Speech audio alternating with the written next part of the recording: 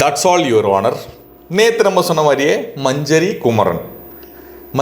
Kumaran Jacqueline and Raanav பார்த்துட்டு இருங்க. மஞ்சரி and குமரனை சுற்றி வந்து டாஸ்க்குகள் இருக்க போது, கண்டென்ட்டுகள் இருக்க போது அப்படின்றத நம்ம கெஸ் பண்ணோம் நேற்றே. அதே மாதிரி இன்னைக்கு மஞ்சரி அண்ட் குமரனை சுற்றி வந்திருக்கக்கூடிய முதல் ப்ரோமோ.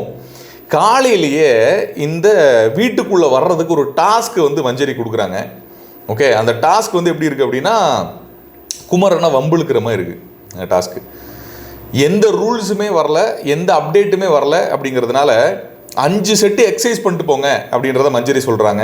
மஞ்சரியோட இந்த வார்த்தை ஒரு ஆளை வந்து பயங்கரமாக ட்ரிகர் பண்ணுது. யாரை? குமரனை. அப்படின்னு அவர் ரியாக்ஷன் கொடுக்குறாரு. அவரை ட்ரிகர்லாம் பண்ணல, சும்மா ஜாலியாக இது பண்ணுறாரு. அப்படியா அப்போ என்னால் முடியாதுங்க, அப்போ என்னால் இது பண்ண முடியாதுங்க அப்படின்னு செம்ம ஜாலியாக. அதை பற்றி நான் தெளிவாக இன்னொரு வீடியோ போடுறேன். ஸோ இந்த ப்ரோமோ என்ன சொல்லுது அப்படின்னு பார்த்தீங்கன்னா, என்ன மஞ்சரிக்கும் குமரனுக்கும் இருக்கக்கூடிய நட்பை யூஸ் பண்ணி உள்ள ஒரு கண்டென்ட் கிரியேட் ஆகுது. மஞ்சரி குமரனுக்கு ஒரு டாஸ்க் கொடுக்குறாங்க. அந்த டாஸ்க்கை நீங்கள் எப்படி கொடுக்கலாம் அப்படின்னு அருண் வந்து கேட்டிருக்கலாம். அப்டேட்டே ஆகலை, நான் கேப்டனுக்கு இருக்கும்போது நீங்கள் வந்து எப்படி பண்ணலாம் அப்படி பண்ணலாம் அப்படின்றத கொடுத்துருக்கலாம்.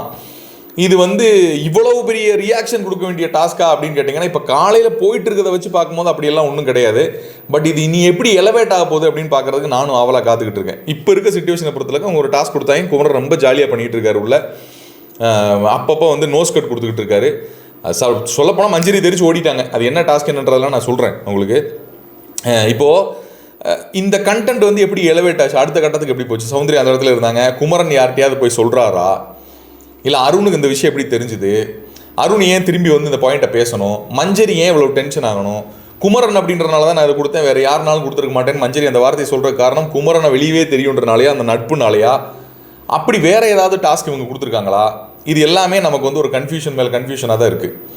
பட் கண்டென்ட்டு இருக்கும், இல்லைனாலும் இருக்கிற மாதிரி காட்டிடுவாங்கன்னு தோணுது.